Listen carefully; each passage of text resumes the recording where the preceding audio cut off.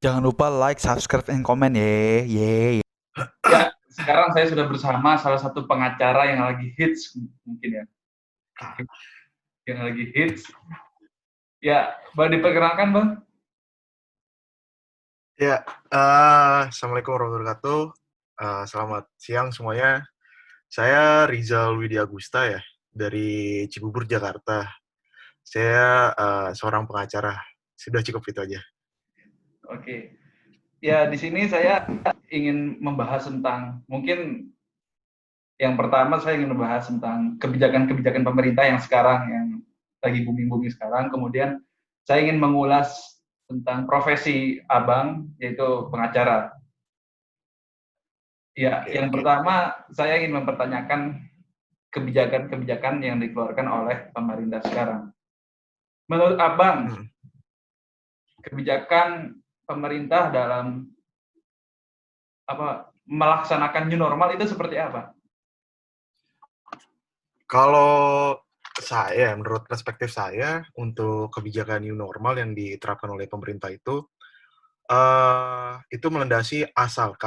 melandasi kebijakannya itu asalkan dengan mematuhi Undang-Undang Karantina dan tidak boleh mengindahkan dari pasal 34 Undang-Undang Dasar, yaitu adalah masyarakat berhak untuk mendapatkan kesehatan yang dilindungi dari pemerintah itu sendiri. Dan new normal itu juga sangat relevan dalam artian tidak menutup kemungkinan seorang masyarakat di Indonesia dan pemerintah itu tidak bisa dilepaskan dari dinamika ekonomi, yang dimana jika kalau kita menunggu corona itu semakin lama, maka tidak ada pemasukan. Secara logikanya seperti itu. Ya, Nah, jika tidak tetapi ada pemasukan, maka terjadilah huru-hara di mana-mana seperti itu. Makanya pemerintah dengan kebijaksanaannya uh, mengeluarkan kebijakan new normal yang diadaptasi dari WHO itu sendiri. Namun, terakhir pada siang ini saya mendapatkan informasi kalau kalian buka di media maupun media online, itu new normal di dalam 34 provinsi itu belum siap. Belum siap dalam artian dari segi infrastruktur, tempat cuci tangan, edukasi, dan kebijakan dari peraturan di daerah itu masing-masing ya, seperti itu. berarti dengan keadaan yang seperti ini new normal itu kurang efektif ya untuk dilaksanakannya. Saya tidak bilang efektif ya, tetapi new normal efektif apabila mendengar pendapat-pendapat dan mengikuti undang-undang dari karantina itu sendiri.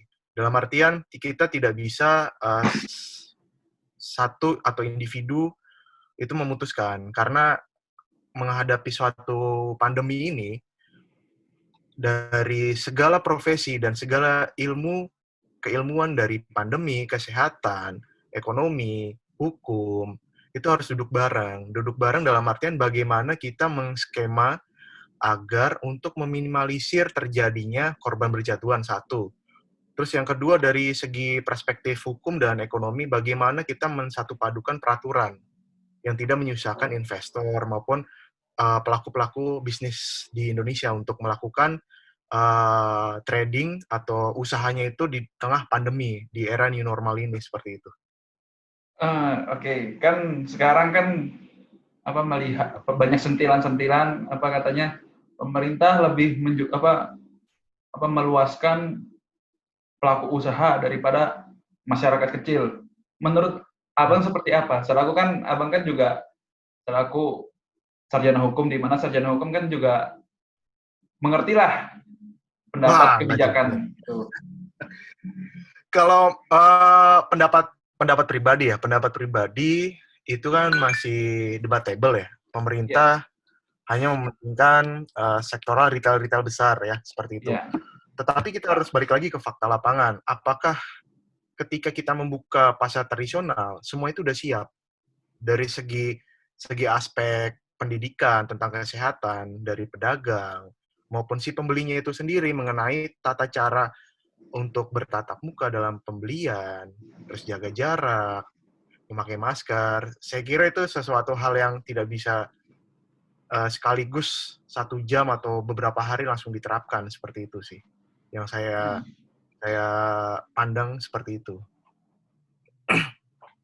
Kemudian ini Bang,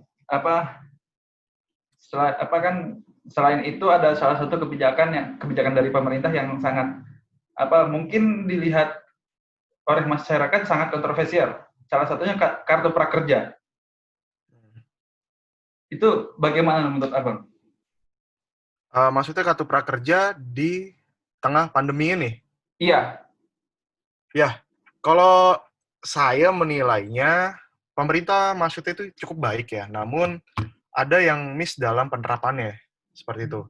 Kita contoh kartu prakerja. Saya lupa itu dikasih nominal berapa. Kalau kurang lebih itu 3,5 juta ya? Iya. Nanti saya 3,5. cantumin. Iya. Iya. Kurang lebih itu segituan, namun itu dipotong dari, misal nominal 3,5, dipotong untuk biaya pelatihan 1 kali, 2 kali, 3 kali. Kalau saya itu tidak relevan lah, seperti itu. Kalau sekarang, di Undang-Undang Karantina, yang relevan adalah bagaimana pemerintah hadir untuk memenuhi kebutuhan sosial, kesehatan di tengah pandemi ini. Bukan dalam artian untuk menyelenggarakan sesuatu yang kurang tepat sasaran, seperti itu loh. Makanya kartu prakerja akhirnya tidak jelas kemana arahnya. Makanya dialihkan menjadi BLT, seperti itu. Bahwasanya kalau menurut saya BLT itu lebih pas sih, dalam artian dikasih uang cash, terserah orang yang mau buat apa, yang penting itu cukup untuk memenuhi kebutuhan 2-3 bulan ke depan, seperti itu sih. Tapi kan Atau BLT sekarang banyak nominalnya kalau yang saya nilai itu kan sangat sedikit, Rp600.000. ya, Itu juga saya juga dapat masukan itu sangat tidak cukup untuk di Cirebon saja, di kota sekecil Cirebon saja itu tidak cukup sebesar Rp600.000. Karena ya, pandemi ini bertepatan dengan bulan Ramadan juga kan, di mana-mana yang seperti kita ketahui bulan Ramadan ini harga naik semua. ya. Untuk nominal 600.000, dalam artian ini kan masih nominal berbentuk cash ya, uang. Namun pemerintah itu harus hadir untuk memenuhi kebutuhan dalam artian minyak, kebutuhan pangan sehari-hari, seperti itu loh. Dalam artian, kita ambil contoh di Jakarta, Jawa Barat, itu ada semacam parcel dalam artian untuk kebutuhan sehari-hari. Dikirimkan secara berkala, entah itu seminggu atau 2 minggu untuk memenuhi kebutuhan dasarnya. Namun di lain sisi, masyarakat itu kan perlu membayar PAM. Nah, mengalokasikan dari 600.000 itu, seperti itu. Nah, dan daripada itu juga, pemerintah tidak bisa mengambil peran itu sendiri di tengah pandemi. Kita yang mempunyai kelebihan pun harus membantu dalam artian, ayo loh, kita satu nusa satu bangsa. Masa rela Masih sih? seperti itu ya?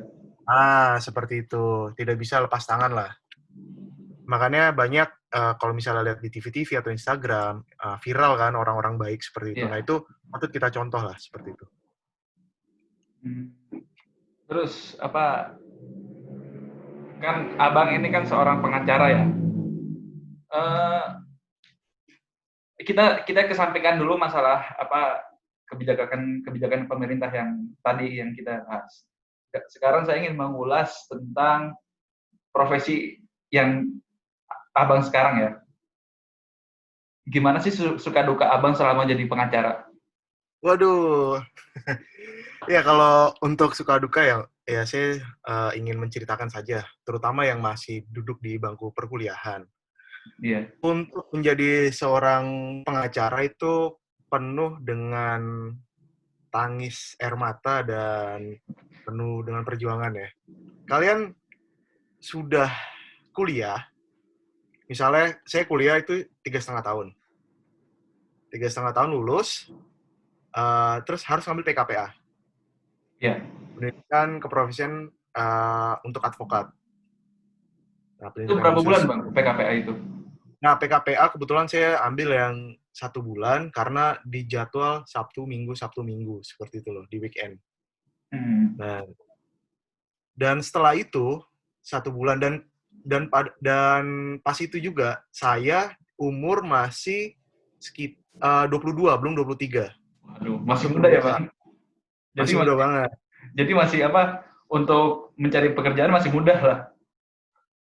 Enggak juga sih, banyak pekerjaan yang satu, entah saya kenapa ya sebelum masuk pengacara sambil menunggu UPA namanya ujian profesi advokat, saya sambil ngelamar itu adalah ke BUMN perbankan lah seperti itu. Hmm. Nah, tapi di dalam wawancara akhir atau user, walaupun sudah disodorkan tanda tangan kontrak, saya tidak ambil karena jiwa saya memang ingin menjadi seorang pengacara seperti itu. Nah, balik lagi untuk proses jadi seorang pengacara, kita lanjut dari PKPA tadi, 1 bulan menunggu adanya UPA, ujian profesi advokat, yang diselenggarakan oleh Pradi. Dan Pradi itu biasanya membuka UPA setahun itu 2 kali. Antara di awal tahun sampai dengan yang terakhir itu di akhir tahun, bulan Oktober, Agustusan lah, seperti itu. Nah, saya menunggu lamanya seperti itu, akhirnya saya magang, nyoba-nyoba magang dong. Iya. Lamar sana, lamar sini, masih internship. Akhirnya saya diterima pas itu di AHP. Apa itu? AHP itu salah satu big law firm di Indonesia, di Jakarta. Dia The Big Five. Nah, jadi di AHP itu kebetulan tidak bisa untuk long term. Kayak misalnya di Undang-Undang Advokat, wajib magang minimal 2 tahun dan umur 25 tahun, seperti itu. Oh iya, iya. Iya. Nah, itu di Undang-Undang Advokatnya bunyinya seperti baru bisa diangkat menjadi seorang advokat. Nah, setelah berakhirnya saya masa kontrak magang selama 2 minggu, saya mencari tempat lagi. Alhamdulillah keterima di Rasman Arif Nasution. Oh iya. Nah, Law Rasman firm ya, Arif Nasution. salah satu law firm ya? Ya, salah satu law firm di Jakarta, dan kemudian berjalannya waktu, muncullah UPA. Setelah UPA, saya melakukan tes. Setelah tes, itu lulus. Alhamdulillah.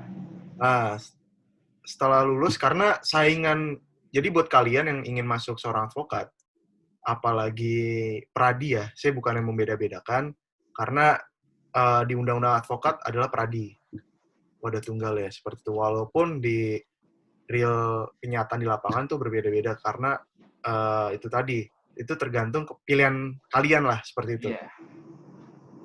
Dan perpanjangannya itu, akhirnya saya memutuskan untuk, waduh, kok masih lama ya disumpahnya gitu, masih ada spare time yang waktu yang lama. Akhirnya saya di Rasman Arif, terus juga diberikan mandat juga, pas itu kebetulan lagi Pilpres ya. Pilpres tahun 2018, direct langsung dari Muhaimin Iskandar, petinggi PKB, dipercayakan untuk satu tim, untuk penyelesaian masalah selisih DPT, baik itu DPR, DPD, maupun Pilpres, seperti itu. Nah, kalau Nah, misalkan untuk jadi pengacara itu, apakah wajib S2 apa hanya S1 itu boleh? nah, ini yang kadang-kadang buat membingungkan kan. Iya, Karena soalnya kan kita lihat di pemerintahan harus mengambil keprofesian S2. Nah, sampai saat ini itu masih belum. Jadi, terakhir putusan dari MK itu untuk penyelenggaraan keprofesian advokat dikembalikan ke organisasi masing-masing. Jadi, S1 pun bisa, seperti itu. oh bisa. Nah, seperti itu. Dan untuk kedepannya, seorang advokat itu karena banyak kan saingannya, Iya. tiap lulusan itu di Jakarta aja hampir 1.000-an lebih yang lulus. Waduh. Iya. Nah, seribuan lebih. Belum nanti disumpahnya berapa ribu. Karena yang tahun-tahun kemarin yang belum memenuhi administrasi, jadi satu. Nah, itu kan bisa dibayangkan. Nah, setelah disumpah itu nanti ada seleksi alam. Seleksi alam dalam artian seperti ini. Apakah dia akan menjadi seorang murni advokat atau menjadi seorang murni legal di suatu perusahaan. karena itu berbeda. Nah, seperti itu. Itu nanti seleksi alam lah, kayak gitu. Gini Bang, apa kan banyak pertanyaan juga nih. Apakah seorang pengacara yang sudah disumpah boleh boleh mendaftar sebagai mendaftar PAPK, Bang? PAPK. Hah? PAPK. Apa tuh TNI. PAPK? TNI. Perwira karir, Bang. Oh, PAPK. Iya. Ya, PK ya, perwira karir ya. Iya. Itu kalau misalnya mendaftar boleh saja mendaftar dengan misalnya saya seorang advokat. Terus kan di PK atau SIPSS kalau untuk Polri kan ada batas batas maksimal umur. Iya. Kalau selama masih itu bisa, kenapa enggak? Tetapi kalau misalnya diterima, maka harus memilih apakah menolak yang di TNI atau melepaskan jabatan dari seorang advokat. Seperti itu. Karena advokat itu tidak boleh melekat dua dalam artian dua bidang atau dua keprofesian. Misalnya, advokat dilarang menjabat sebagai aparatur sipil negara, itu kan termasuk. Oh iya. Pejabat publik apa saja, misalnya di kementerian, atau menjabat sebagai DPR RI, atau menjabat sebagai, ya itu tadi, notaris itu dilarang, seperti itu. Nah, kalau misalnya untuk yang kasus PAPK itu pilihannya itu dua, melepaskan advokat atau melepaskan TNI. Nah, seperti itu. Tapi kalau misalnya seorang advokat melanjutkan karirnya di DPR RI atau DPRD terpilih atau gubernur atau lainnya seperti itu. Nah, dia itu mengajukan untuk cuti. Oh, cuti. Cuti nonaktif lah seperti itu. Nonaktif bukan berarti keluar. Selama dia menjabat. Selama dia menjabat itu tidak boleh melakukan kegiatan baik di dalam maupun di luar pengadilan. Untuk praktek ya, seperti itu. Ini kan Abang kan seorang pengacara. Banyak yang bilang banyak sentilan-sentilan pengacara itu membela orang yang salah. Itu seperti apa menurut Abang? Ya, jadi di KUHP sendiri yang wajib didampingi seorang pengacara apabila tuntutannya atau tuntutan hukumnya di atas 5 tahun penjara. Kan wajib. Bukan berarti kita membela yang salah atau karena dibayar. Karena kebetulan saya seorang Muslim, jadi ada salah satu ustadz. Kalau kalian buka di YouTube, bagaimana menjadi seorang pengacara di mata Islam, seperti itu.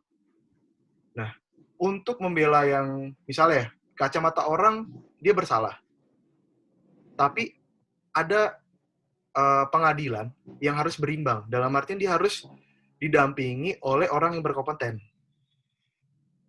Nah, bagaimana bisa dia seorang tahanan membuat surat misalnya eksepsi atau tanggapan, kan tidak mungkin disediakan.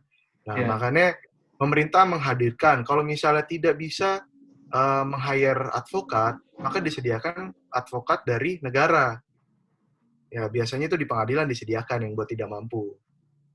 Nah, seperti itu sih tanggapan saya, seperti itu. Karena ada hak-hak yang harus dilindungi. Semua orang tuh mempunyai hak yang sama di muka pengadilan. Kayak gitu. Kebetulan kan saya juga mahasiswa Fakultas Hukum nih.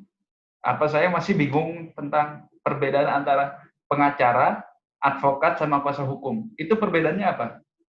Advokat, pengacara, kuasa hukum itu sama aja.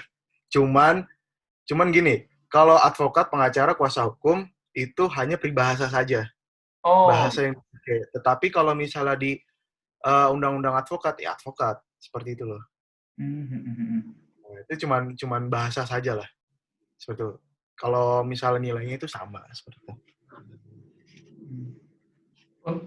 Kemudian gini, seorang pengacara itu boleh tidak dalam satu masa dia melayani 2 klien atau lebih gitu? Bisa-bisa saja kok. Itu diperbolehkan. Oh, diperbolehkan. Asalkan beda beda persidangannya. Kalau misalnya satu sidang kan nggak boleh berdiri di 2 kaki. Misalnya saya punya kantor, saya punya partner saya suruh dampingi klien yang di sana. Ini kasus perdata. Nah, itu nggak boleh, kode etik itu. Oh, iya, oke. Gitu. Ini banyak banget sih pertanyaannya. Terus Santai kok, santai. Ya. Mau sampai pagi saya ladenin. Besok hari libur ini kok. Oh, Sabtu Minggu ya, oke, ya.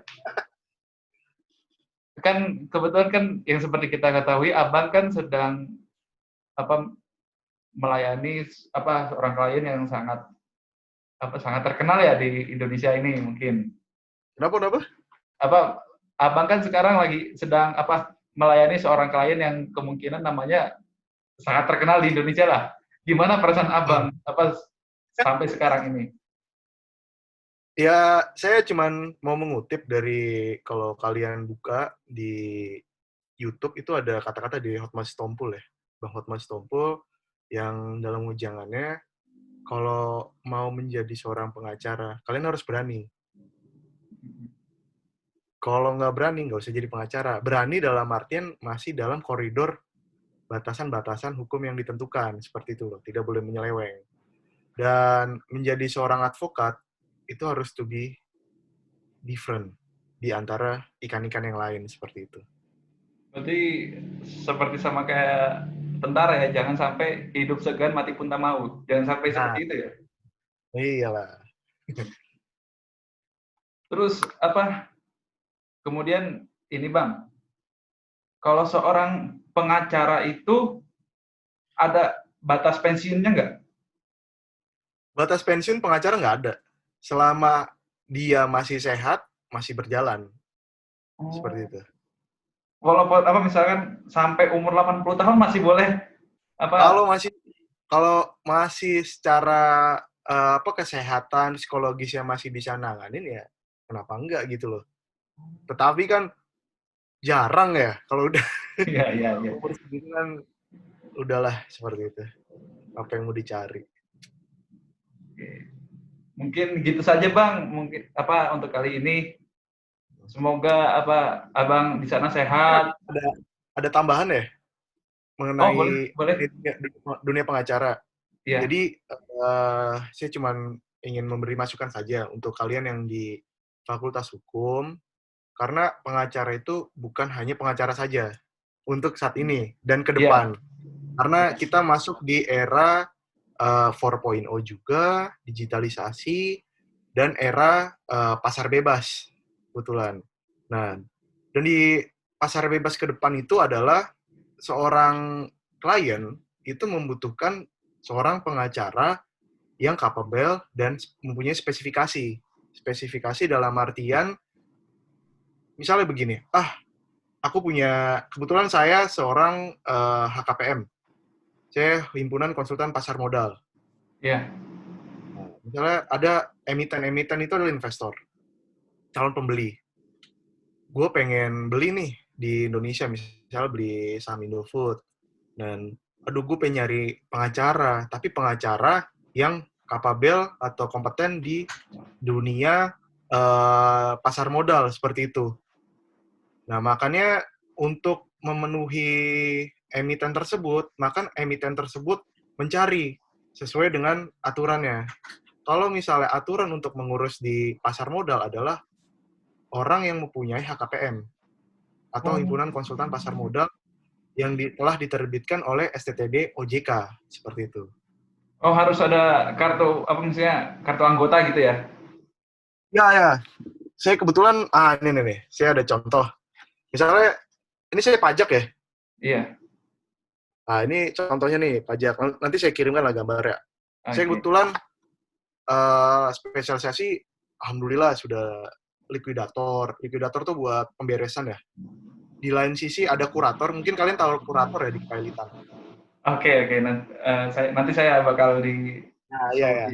Di pemberesan menurut Undang-Undang Perseroan 40 tahun 2007, itu bisa dilakukan untuk menutup PT ya, atau merger atau akuisisi. Kalau untuk menutup, itu dilakukan oleh likuidator atau kurator. Nah, seperti itu. Itu kebetulan saya juga sudah menangani tahun 2019 kemarin untuk likuidasi perusahaan. Nah, dan perusahaan akan meminta, kamu mempunyai spesifikasi nggak? Dalam artian, mempunyai keprofesian di bidang likuidator. Kamu pernah sekolah nggak untuk mengambil spesifikasi keprofesian seperti itu? Dan itu diatur di dalam Kemendikti. Nah, seperti itu. Dan masih banyak hal lagi. Kebetulan saya bea cukai, terus legal audit, terus saya kebetulan juga konsultan pajak dan pengacara bea cukai juga, konsultan bea cukai kepabeangan. Berarti lebih ke perdata ya? Kalau saya predator, semuanya saya ambil. Iya, iya, iya, iya. Tapi lumayan, kalau saya lihat sekarang, saya dengar dari pembicaraan, soal jadi pengacara tuh sepertinya sukses ya, kalau bisa dibilang Wah, seperti nggak itu. juga sih. Itu tadi, karena kalau bahasa Jawanya itu sawang sinawang, saling melihat kan, Iya, iya.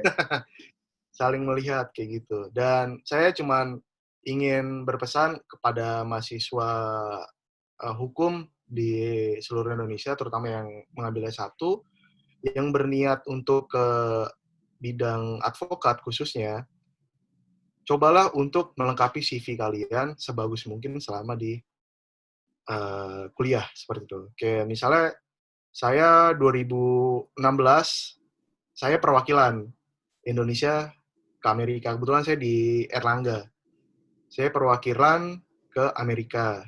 Dan alhamdulillah ketika 2016 itu Ibu Sri Mulyani masih menjabat masih transisi dan masih menjabat di World Bank. Iya. Nah, kami diundang ke sana untuk berbincang-bincang. Dan itulah salah satu sisi bagaimana untuk memenangkan atau menarik klien agar kalian mendapatkan rezeki seperti itu loh. Apa yang kalian inginkan dapat dibeli seperti itu. Berarti kalau untuk lebih memantangkan karir, berarti organisasi itu sangat sangat gitu ya, sangat memungkinkan ya. Ya, itu satu dari sisi. Tapi yang dari awal itu adalah ketika kalian masuk di semester 2, biasanya semester 3, semester 4. Semester 3 tuh udah mulai penjurusan. Apakah kalian di pidana, perdata, atau internasional. Iya, iya, iya, iya. Ya. Nah, saya kalau boleh cerita, dulu S1, saya tuh ngambil pidana. Iya. Akhirnya saya ambil semuanya, perdata, internasional saya ambil. Nah, ketika lulus itu saya bingung karena dimasukkan ke dalam transkrip nilai itu harus pilih salah satu dan maksimal 144 SKS. Oke. Saya terakhir 240 berapa gitu. Waduh. Karena nggak tahu ya saking bodohnya apa saya ambil semuanya gitu. Maruk jadi ya. Nah, tapi di lain sisi saya mendapatkan banyak mendapatkan bekal untuk di kemudian hari setelah lulus. Seperti itu. Berarti lumayan ya. Ya, lumayan. Kayak misalnya saya menulis skripsi itu mengenai kejahatan transnasional yang dilakukan oleh Outlaw Motorcycle Gangs. Waduh. Saya udah berat kan. Awalnya dosen pembimbing saya itu menolak dalam artian ini belum ada yang nulis, kamu data mau dapat dari mana? Seperti itu.